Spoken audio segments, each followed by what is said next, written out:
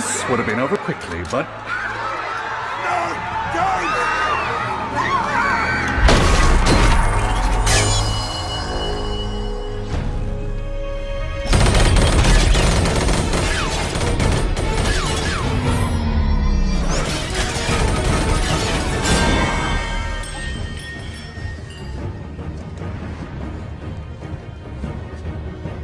I don't believe it. What are you? A believer.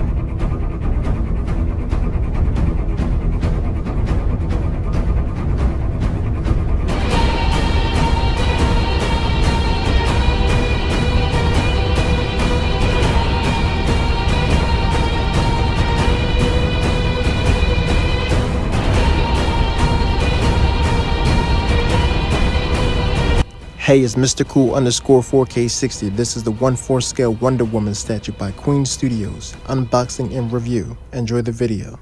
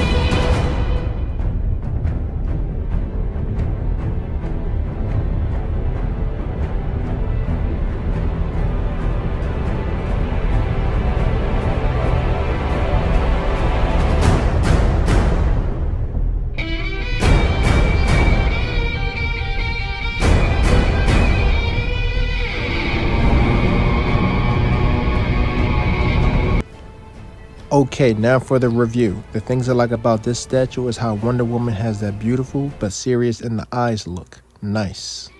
Another thing I like about the portrait is how you can see each strand of hair on the eyebrows and eyelashes. Nice. That's good detail and quality. And I like how her eyes have a little bit of a gloss to it to give it that realistic look, like glass eyes, like in those life-size bust statues. Nice. And I like how they put the lines on her lips to give it some detail, like real lips be. Nice. That's good quality. Another thing I like about this statue is the detail on her skirt. It has some good shade and detail and looks like real leather, and it has some good flow and movement, and it fits with the pose that she's in. Nice. Another thing I like about this statue is the way they did the armor on her outfit. It has some good shade and detail, and it looks like real metal with scratched up marks to give it some battle damage detail. Nice. And I like how the armor on her outfit has a natural matte metal finish with a little bit of shine to it, depending on how the light reflects off the statue.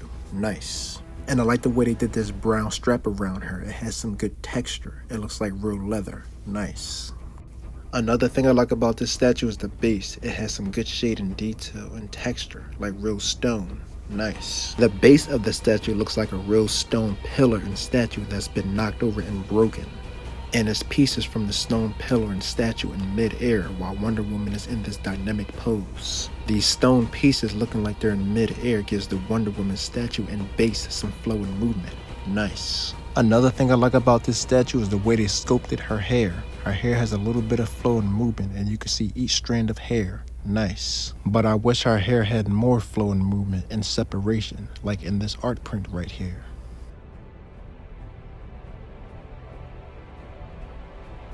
One thing I don't like about this statue is in this area of the sculpting of her hair, it looks like the hair strands have been smudged out and now it's a smooth surface. Another thing I like about this statue is the skin texture. It has a little bit of texture, but it's a little bit more smoother compared to other statues. And I like how you can see the vein detail throughout her skin. Nice, to give that realistic look.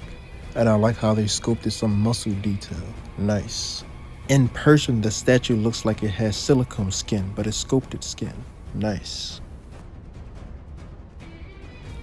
Another thing I like about this statue is the shield. The design is nice. It has a realistic matte metal finish with a little bit of wear and tear damage detail. Nice. Another thing I like about this statue is the way they did the fist right here. The lines in her fist really looks like she's really gripping the strap with the lines in her fist, and the strap has some good texture. It looks like real leather. Nice. Another thing I like about this statue is the way they sculpted the sword. The sword has some good shade and detail, and it looks and feels like real metal. Nice. And I like how the design on the sword that looks like another language is carved and sculpted into the sword. It's not just flat and painted. It looks like it's popping out. Nice.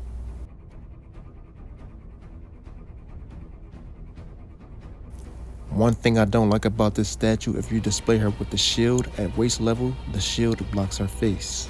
But if you display her with the shield up high at eye level, you can see her face better. Another thing I like about this statue is how you can swap out to display the comic or movie version of the statue. Nice. Another thing I like about this statue is the pose. She's in this nice and dynamic mid-battle pose. Nice. And her hair and skirt is flowing with the wind and it fits with the pose that she's in. Nice. And the pieces from the broken statue on the base are in mid-air, adding some flow and movement to the statue. And she's in this dynamic pose while using her lasso, swooping around her, adds some good flow and movement. Nice. I give this statue a 10 out of 10. It's the best movie and comic book version of Wonder Woman with a good paint job and dynamic pose. Nice.